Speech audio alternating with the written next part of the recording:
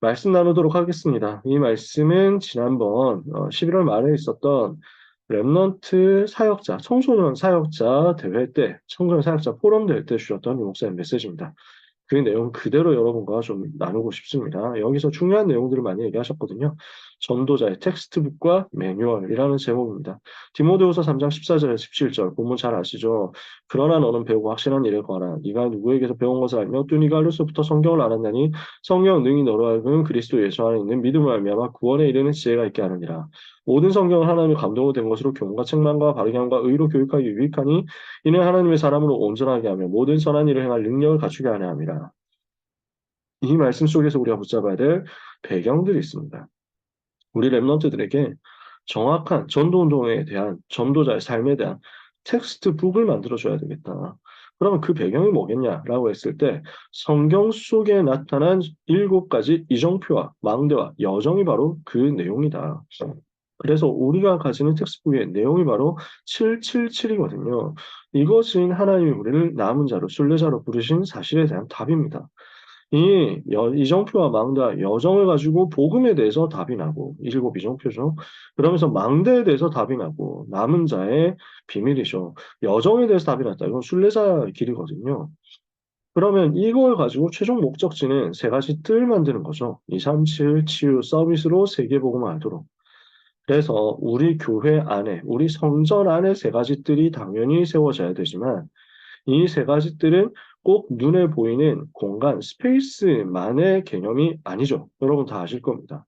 그래서 237 치유 서밋이 내 속의 코트야드로, 뜰로 만들어져 있어야 됩니다. 237 치유 서밋이 내 업과 연결되어 있어야 되고, 그러니까 내 속의 3가지들이, 내 사역 속의 3가지들이, 나의 학업, 직업, 산업 속의 3가지들이 만들어지는 거죠. 그러면 내 삶 전부가 237 치유 서밋과 연결돼서 237 5천 종족 살리는 정복자의 답으로 이어지게 되겠죠. 그래서 오늘 토요일 때도 말씀하셨지만 왜 237 5천 종족이라는 단어를 쓰느냐. 그래서 실제 목사님 말씀하신 것도 237이라는 단어를 우리밖에 안 쓴다. 이렇게 얘기를 하시잖아요. 그게 틀린 얘기 같기도 한데 맞는 얘기예요. 왜냐하면은 세계복음화에 두고 이제 여러 가지 미전도 종족에 대해서 기도하는 단체들, 기도하는 개인들, 기관들이 있습니다. 교단들도 있고요. 근데 이분들이 주로 얘기하는 건 주로 하는 얘기가 14, 10창 이런 얘기입니다. 미전도 종족에 대한 이야기들이죠. 근데 237이라는 단어를 쓰는 팀은 우리밖에 없습니다. 그건 확실한 사실입니다. 왜 237이라고 하느냐? 실제 세계복음화 하기 위해서 구체적인 기도가 세밀하게 내 속에서 돌아가고 내 인생 여정에서의 답으로 나타나도록 하기 위해서입니다. 5천 종족도 마찬가지고요.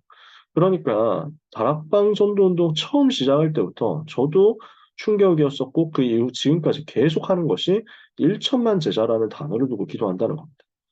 세계복음화를 두고 기도하는 개인과 단체, 교단, 운동 많습니다. 근데 그 세계복음화를 두고 1,000만 제자 일어나야 된다라는 구체적인 숫자를 두고 기도하는 사람이 없습니다. 237 나라를 두고 기도하는 사람들이 없습니다. 보통 보면 추상적으로 가고 그러다 보면 교리가 되고 슬로건이 되고 막연한 목표가 됩니다. 우리는 그렇게 하는 게 아니거든요. 실제 정복해야 되거든요. 그래서 237과 치유와 서밋이라는 3가지의 뜰로 또 이 부분을 이미지화하는 겁니다. 그림을 아주 구체적으로 그려주는 겁니다. 이게 우리의 텍스트북이죠. 이걸 위해서 우리가 가져야 되는 게 금토일 시대라는 거예요. 이거는 뭘 한다라는 게 아닙니다. 금요일 날 깊이 치유받고 토요일 날 다 같이 모여서 전체 교회 파라처치들이 모여가지고 파라처치로서 모여서 여기에서 메시지 받고 기도하는 거죠. 그리고 주일에는 각 개교에서 강단 응답 받는 겁니다. 금요일과 토요일과 주일에 응답받아야 될 내용들이 분명히 있습니다. 결국 합쳐져서 이게 포커스는 집중하는 겁니다. 복음 누리는 기도의 시스템을 만들어주는 거죠. 이 응답은 우리가 해도 되고 안 해도 되고 이 일들은 해도 되고 안 해도 되고 하는 게 아니잖아요. 반드시 랩런트에게 선물도 해야 되거든요. 그래서 이걸 두고 저도 진짜 계속해서 말씀드리면서 기다려왔거든요.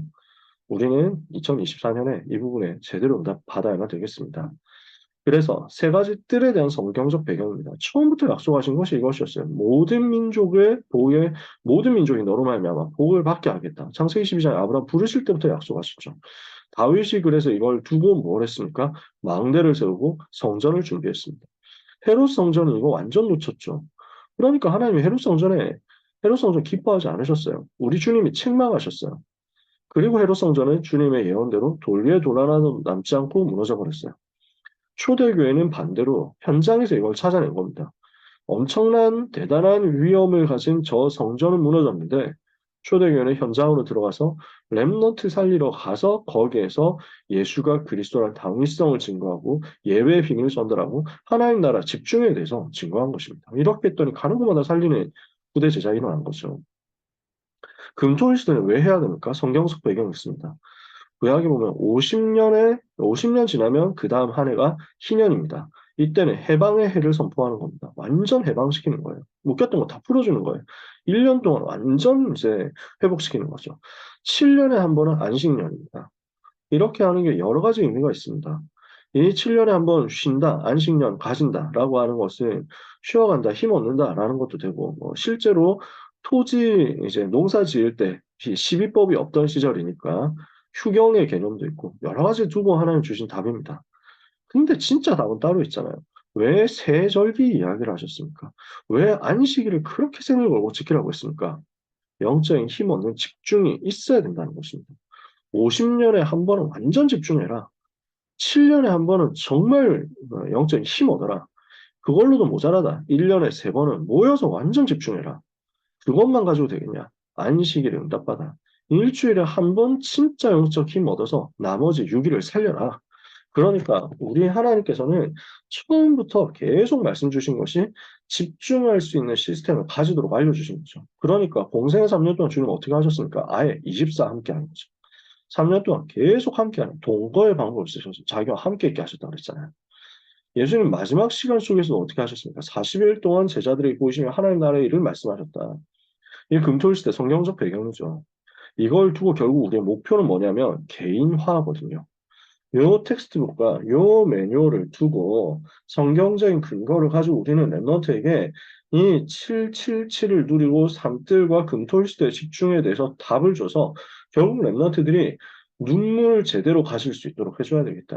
바울이 디모데 보고 내가 너의 눈물을 안다 그랬잖아요. 그러면서 내 아들이다 이렇게 얘기했잖아요. 너는 내 아들이다.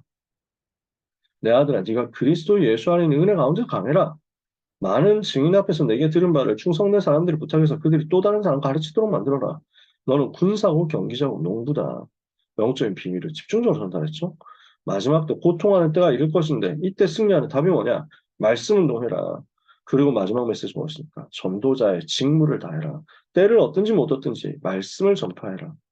이렇게 답이 나면 그게 개인화가 되는 거잖아요. 그래서 우리 랩런트들한테 이 개인화의 비밀을 전달하자는 것입니다. 결론입니다.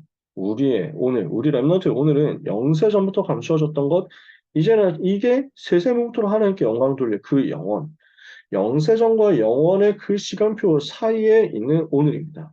이제 나타나신 바 될 것. 그러면 이 중요한 랩런트의 오늘을 어떻게 만들어줘야 되겠습니까? 우리 랩런트들에게 어떤 일이라도 괜찮다. 그렇게 승리할 수 있는 답을 전달해야 되는데 열쇠는 기도의 비밀이거든요. 기도 시스템, 영적 시스템이거든요. 그래서 뇌를 살릴 수 있는 호흡에 대해서 전달해줘야 되고 영혼을 살리는 말씀의 비밀, 묵상의 비밀에 대해서 우리가 답을 줘야 되고 이 호흡과 말씀이 기도로 연결되어서 보좌의 능력 체험하도록 우리는 랩런트를 도와야 되겠습니다. 금토일 시대에 우리가 랩런트에게 맞게 전달을 해줘야 되는 부분이 이 부분입니다. 고등부 금토일 시대에 각 현장에서 응답받아야 되는 부분, 우리는 이것 반드시 찾아줘야 됩니다. 그래서 이렇게 하고 있으면 랩런트의 학업에 무슨 일이 벌어지겠냐? 하나님이 함께 하시잖아요. 위드 임마누엘 원네스. 하나님이 주신 증거가 임하잖아요. 오직 일성 재창조로 시스템 세워진 거죠. 그러니까 랩런트의 학업은 단순한 공부가 아니라 CBDMP가 성취되는 답이 되는 것입니다. 그러면 이렇게 되고 나니까 랩런트의 학업이 어디로 갑니까? 전무후무한 응답이 임하는 학업, 시공간 초월하는 능력이 임하는 학업. 결과적으로 랩런트의 학업이 237과 맞아지게 됩니다. 이렇게 해야 승리할 것 아닙니까? 이렇게 해야 우리가 세계복음, 우리 랩런트 세계복음 하겠죠. 여기까지 우리 랩런트들이 갈 수 있도록 우리 랩런트와 함께 2024년에 최고로 응답받는 우리 모든 선생님들이 되시기를 예수 그리스도 이름으로 축복합니다.